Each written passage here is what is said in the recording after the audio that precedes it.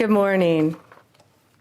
With me here today, I have our great Secretary of Education, Linda McMahon, Representative Laurel Libby of the Maine State House, Linnea Saltz of IWF Women's Sports Advocate, Stephanie Turner, a fencer, Zoe Hutchison, a Maine athlete, Cassidy Carlisle, a Maine athlete, and my dear friend, you all know, Riley Gaines, who has been a champion on this issue for women.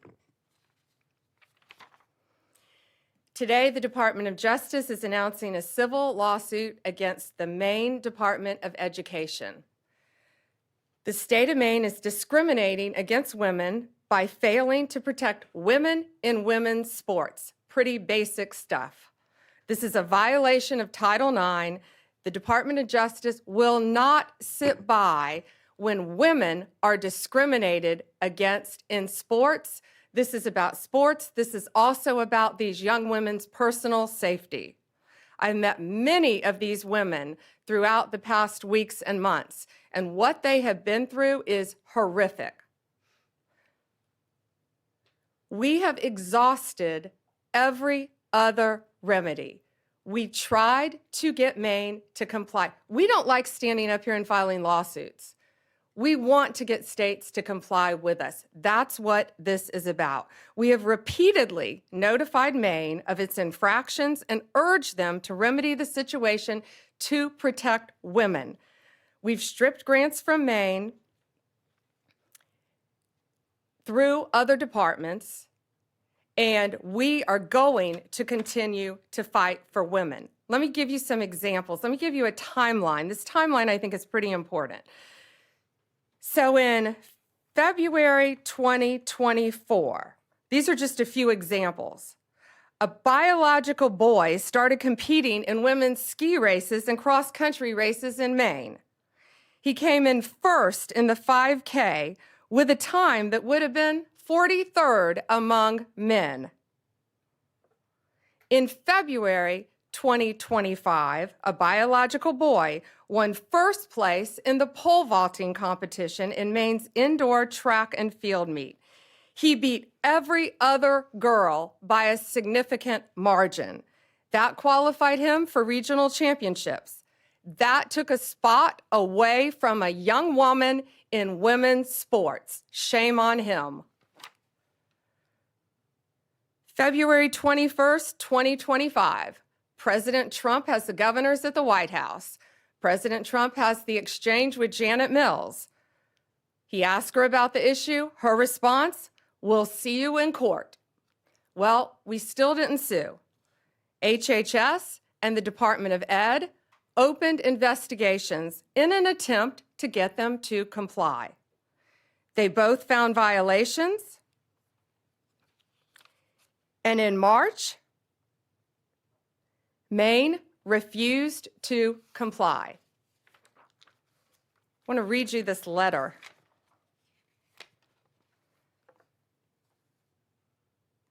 This is from the Maine Attorney General to the Department of Education. We will not sign the resolution agreement. We do not have revisions or a counterproposal. We agree we are at an impasse. Nothing in Title IX or its implementing regulations prohibits schools from allowing transgender girls and women to participate on girls' and women's sports teams. Well, they must not be reading the same Title IX that we're reading. We believe they are failing to protect women, and it's not only an issue in sports. It is a public safety issue. These boys are allowed to go in women's restrooms. They are allowed to go in the women's dressing rooms and get fully naked and change in biological boys and change clothes in front of these young women. Maine's leadership has refused to comply at every turn.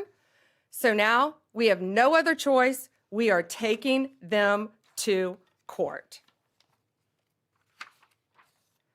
What we are seeking an injunction to get them to stop this, stop what they're doing. That's pretty simple. And we are seeking to have the titles returned to the young women who rightfully won these sports. And we are also considering whether to retroactively pull all the funding that they have received for not complying in the past. And I'm so proud of these brave young women standing behind me. I see and lots of parents in the front too, and I've met you. Thank you to the parents for supporting your daughters and telling them it's okay to fight back and stand up for what they believe in. Some of these young women have endured vicious injuries too as a result of boys playing in their sports. It's my honor now to introduce to you our Secretary of Education, Linda McMahon.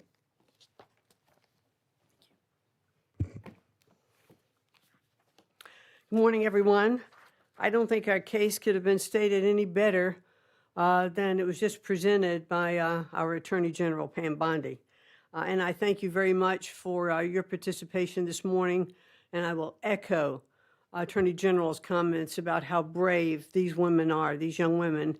And of course, Riley Gaines has been a staunch advocate for the Title IX infractions, since she came on board, and we're so proud to have Riley out there as such a prominent spokesperson. So today we're announcing a weighty development in the Title IX investigation into the Maine Department of Education. The Department of Education, analyzed Maine's Education Department for compliance with Title IX of the Education Amendments of 1972, which prohibits sex-based discrimination in any school or education program that receives federal funding. Unfortunately, our investigation has found that Maine continues to willfully violate Title IX and to strip the civil rights of female athletes in the state. And as Pam alluded as well, it's not just about their civil rights, it's about their safety. And we, after our investigation, we found we really had no other choice. We thought the infractions warranted turning them over to the Justice Department for their further investigation. So how do we get here? On February 5th, President Trump signed the executive order keeping men out of women's sports, which directed all states and educational programs receiving federal funds to cease the practice of allowing males to compete in sports programs for women. They didn't make this up. This is the law. This is Title IX. This executive order was aimed at protecting women like fencer Stephanie Turner or volleyball player Peyton McNabb from being injured and unfairly outmatched by male athletes. President Trump didn't pull any punches. He explicitly warned Maine and Governor Janet Mills that Maine would risk losing federal funding if it continued to allow males to participate in women's sports.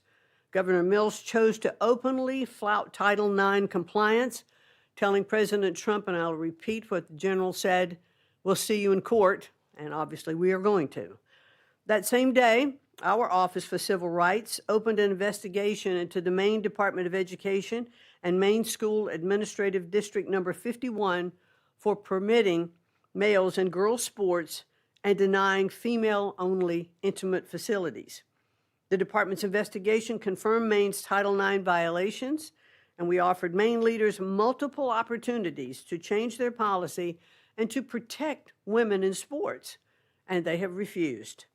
So now as the DOJ begins their enforcement actions, I hope Governor Mills will recognize that her political feud with the president will deprive the students in her state of much more than the right to fair sporting events. After all, compliance with federal civil rights law is a universal prerequisite for receiving federal funding.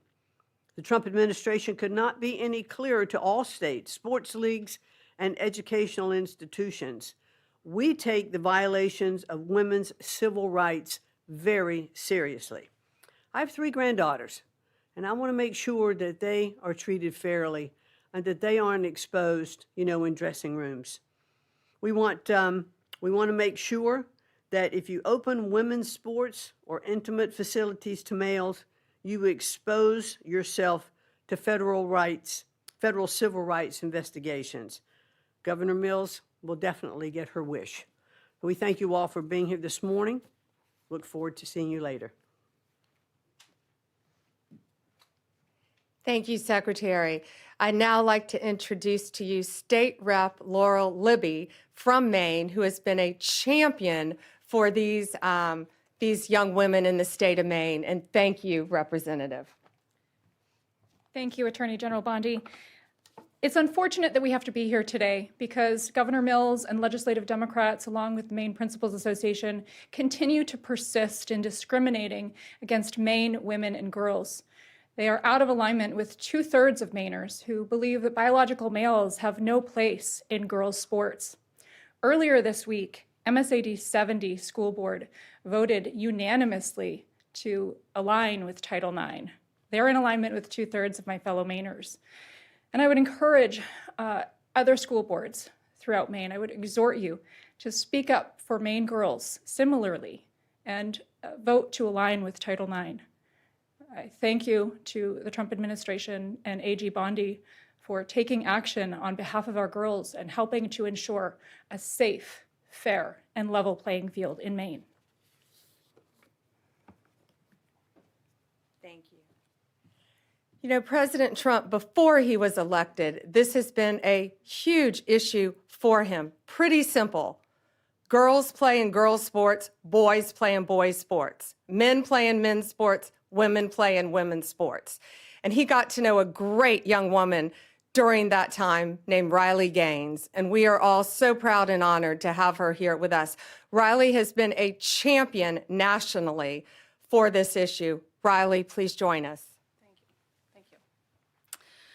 Well, goodness gracious, it's an honor to be here, to stand beside, of course, Secretary McMahon, Attorney General Bondi, these amazingly brave athletes, Representative Libby. But truthfully, I'm frustrated.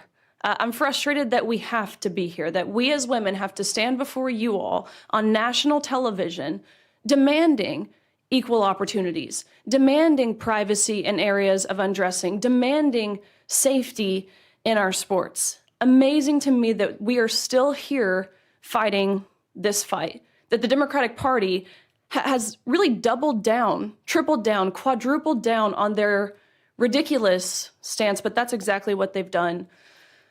Let me tell you what sports has done in my life. Of course, in terms of athletic achievement, I very proudly finished my career as a 12-time NCAA All-American, a 5-time SEC champion, actually the SEC record holder in the 200 butterfly, making me one of the fastest Americans of all time. A 2-time Olympic trial qualifier, SEC Scholar Athlete of the Year, SEC Community Service Leader of the Year. The list goes on, but again, just to really reiterate, it's a lifelong journey. It's how I met my husband. It's what gave me my lifelong friends. It taught me how to be a leader. It taught me how to set goals and work to achieve those goals. All things that, of course, I'm utilizing in my life now beyond sports, that leadership in Maine, Governor Mills, Democratic leadership really across the nation, that's what they're denying girls and women of. I'm sure you guys saw the clips and the visuals that surfaced following President Trump's executive order signing of this EO, barring men from participating in women's sports within any educational program that receives federal funding. And it was the most amazing thing to be there. And you have all of these young girls. I'm talking 5, 6, 7, 8 years old. They've got their jerseys on, their sports uniforms, their big bows in their hair that they wear on the soccer field. That visual means more to me than I could possibly put into words. And that is what is at stake here. That is who Governor Mills is fighting, not Donald Trump. It's those little girls. And I believe that's sick. It's regressive is what it is. They do this under the guise of progress, indicating we are moving in the positive forward direction. No, what Governor Mills is doing, and again, Democratic governors across the nation, is deeply regressive and utterly misogynistic. Over the past 3 years, I've had the opportunity to speak to countless girls in Maine and again across the country, countless parents, coaches who all virtually say the same thing. Why wouldn't anyone protect my athlete? Why wouldn't anyone protect my daughter? Why wouldn't anyone protect me? I've talked to girls who have lost roster spots, of course, podium finishes. I've talked to girls who have been exploited and simultaneously exposed to naked men in intimate areas of undressing. I've talked to girls who have been severely injured in their sports due to a male player on the opposing team. For crying out loud, we have a female representative from Maine, Laurel Libby, you just heard from her. She didn't tell you what happened to her. She lost her ability to vote and to speak on the House floor for defending girls and women, for posting about what was happening in Maine. No, this type of oppression didn't happen in Afghanistan. No, this type of censorship didn't happen in England. It happened right here in America under Democratic leadership. Again, this isn't progress. I would describe this as betrayal. Let this be a notice, these actions that we have seen put forward today by the Department of Justice, by the Department of Education, to all other states who are not willing to comply with federal law, that federal law being Title IX, which is very clear in how it was originally implemented, or at least it should be. We never knew we had to define this word sex until these both elected and unelected bureaucrats started to go through the back door and reinterpret this word to mean what they want it to mean. Originally implemented in 1972, it was only 37 words, very brief. Ultimately, of course, preventing sex-based discrimination. Let this be a notice. California, Minnesota, the likes thereof. If you do not comply with federal law, you do not get to reap the benefits of complying with federal law. Of course, one of those benefits being receiving federal funds. Women are protected and recognized under federal law, again, that law being Title IX. The U.S. government under President Trump, including the Department of Justice, including the Department of Education, will not stand by and ignore when the federally protected rights of women and girls are being violated. Again, that encounter between Governor Mills and President Trump went viral for really all of the right reasons. I think she thought she had this mic drop moment when she said, "I'll see you in court." Guess what? You will, because President Trump is a man of his promises. That was his campaign slogan. That's what we've seen delivered. Promises made, promises kept. This is another one. People, the American people, girls, women, boys, men, old, young, white, black, gay, straight, none of those identity factors matter. We want transparency. And we want accountability. Again, we voted overwhelmingly in favor of that on November 5th. And accountability is back in the White House. So I stand before you all today, and I thank you, again, Secretary McMahon, Attorney General Bondi. I thank you on behalf of course, myself, but I think more importantly, my younger sister, of all the women and girls who have dreams, like I did when I was young, to achieve, to succeed in my sport and beyond. So thank you. Riley, thank you. And Zoe would now like to say something. Tell us about your sport too, Zoe. So I compete in soccer and indoor track and outdoor track. And like was mentioned previously today, I had to watch at the Maine Class B State Indoor Track Championship as my close friend and my teammate and other female competitors lost the state championship to a biological male. And this was heartbreaking for me to have to watch. And Riley said that it's betrayal, and that's what it is. It is the job of our elected officials to protect our young female athletes, and they have failed to do that. We walk into sports expecting to have a level playing field, and to walk into the state championship to see a biological male there and to lose to a biological male, that's betrayal. And so I am extremely grateful to AG Bondi for standing up for us when our elected officials aren't doing that. And on behalf of the girl athletes in Maine, I just want to say thank you all, and I look forward to having a level playing field back after this fight. So thank you. And Cassidy wants to say a few words. My first experience was when I was 13 years old. I was going to change for gym, and I walked into the locker room and there was a biological male there. From that point on, my junior year, I competed in Nordic skiing and lost to a biological male numerous of times. I am fighting this fight for generations to come. And the fact that our governor can look the women of our state in the eyes and say, I'm not going to fight for you, is heartbreaking, and it's betrayal, like Riley said. I just want to thank all these women standing behind me and President Trump for fighting for us, because even though my own governor isn't fighting for me, I know there are people out there fighting for me. It takes a lot for these young women to be standing up here saying this too. And again, I'm looking at their amazing parents in the front row who have supported them, who I've gotten to know, who are protecting them every step of the way and telling them that they have a voice to stand up for themselves and future generations of young women to come and many athletes. Gates, should we take some questions? Yeah, absolutely. Questions? Mary Margaret, Daily Wire. Thank you, Attorney General Bondi. I wanted to ask if there's other states that you're focused on. Which ones are next for these types of abuses, including men and women's prisons? Well, first we're looking at, for this, we're looking at Minnesota, we're looking at California, we're looking at many, many states, but they are the top two that should be on notice because we've been communicating with them. And just like Maine, we're not going out there, we don't want to be suing people, we want them to comply with the law. And that's what we're doing. We have given them opportunity, Maine, an opportunity over and over again.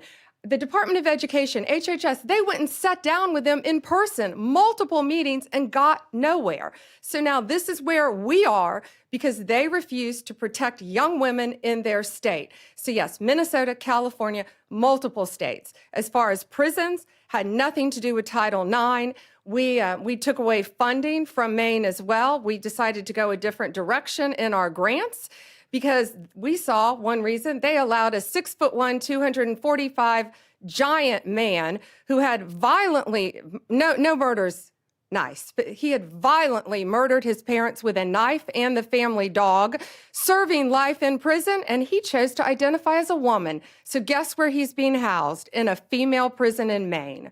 So therefore, my office, we don't want to give any more money to the Department of Corrections in Maine if that's how they're going to act. We're going a different direction in our funding. Sadie with the Journal. Hi there. So Maine's governor yesterday said there were maybe at most 2 trans athletes in Maine schools right now. I just was hoping you could talk a little bit about the sort of amount of federal resources that you're putting into this and why that's worth it given the small impact in Maine. And I have a second off-topic question too.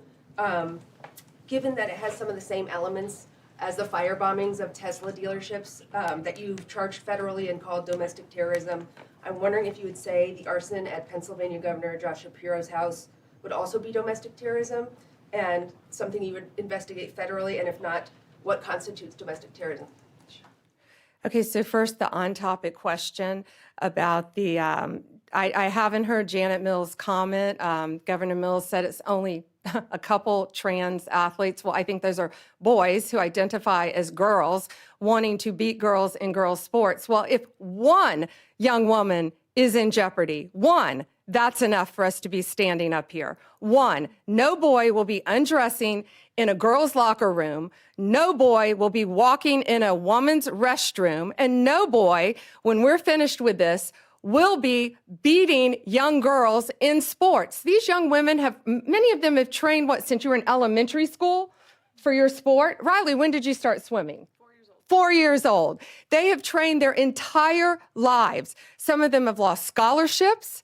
They have lost regionals. They have lost state because of boys. I don't care if it's 1. I don't care if it's 2. I don't care if it's 100. It's going to stop, and it's going to stop in every single state. Tesla. You ask about, yes, Tesla. You ask about, so I spoke to Governor Shapiro. I think you're referring to his governor's mansion. I spoke to him. It is absolutely horrific what happened to him. Kash Patel also spoke to him. We have been praying for Josh, for his family. Those photos, it was horrible. I firmly believe they wanted to kill him. The defendant allegedly said he was going to use a hammer if he could have gotten to the governor. I've known the governor many, many years. It is horrible. And yes, we are working with state authorities to do, it's now a pending investigation, anything we can to help convict the person that did this and keep them behind bars as long as possible. David? Two questions, one on topic and one off topic. Sure. I'll start with the on topic. Minnesota and California, you mentioned you're looking at them. Are there active investigations into those states? Are there conversations? In which state do you expect to be next based on those conversations? Both. We have reached out to them. We have sent them letters. We're in the same posture we were in the beginning here with Maine. So let's see what they do. Let's hope they comply. Again, we don't want to sue anyone. We just want you to comply with federal law and protect girls, period. But yes, we are fully prepared to sue them and others that we will be looking at as well. And then my off topic, big topic over the past few weeks, Kilmar Abrego Garcia in Maryland. He's in a prison now in El Salvador. He was sent there. You insist, the president, everybody in the administration insists that he is MS-13. It appears that there's not going to be any sort of trial. He's not going to come back. DHS said he would be arrested and redeported if he comes back. Why not show the American people the evidence that he's MS-13 so they can make an informed decision? And that goes the same with this Henry Josue Santos, who was picked up in Virginia, who is now presumably going to be deported as well. Why not show the public the evidence? Well, he is an illegal alien who has been living illegally in our country from El Salvador. ICE testified, an immigration judge ruled he was a member of MS-13, an appellate judge ruled he was a member of MS-13. Hard stop, he should not be in our country. He was deported. They needed one additional step in paperwork, but now MS-13 is characterized as they should be, as an FTO, as a foreign terrorist organization. So he is not coming back to our country. President Bukele said he was not sending him back. That's the end of the story. If he wanted to send him back, we would give him a plane ride back. There was no situation ever where he was going to stay in this country. None. He would have come back, had one extra step of paperwork, and gone back again. But he's from El Salvador, he's in El Salvador, and that's where the president plans on keeping him. But the evidence, we're not going to see the evidence? We have the transcripts from the court hearings. I'll be glad to give you the court hearings from 2019, what we have, sure. With the rulings from the judges, gladly. All right, last one, Reagan. Reagan Reese, Daily Caller. Madam Attorney General, there's a Maine school board, MSA D number 70, which voted unanimously on Monday to defy the governor and to comply with Title IX. With the action you're taking today, will it be possible to exempt schools that comply from any future punishment? Yes. And I think that was very brave and bold of that school board. We just saw that as well. The question was one school board in Maine voted to comply. And again, that's all we wanted was compliance. So yes, we will not be going after them, looking at them in this lawsuit because they are complying and they're protecting women in women's sports. Thank you.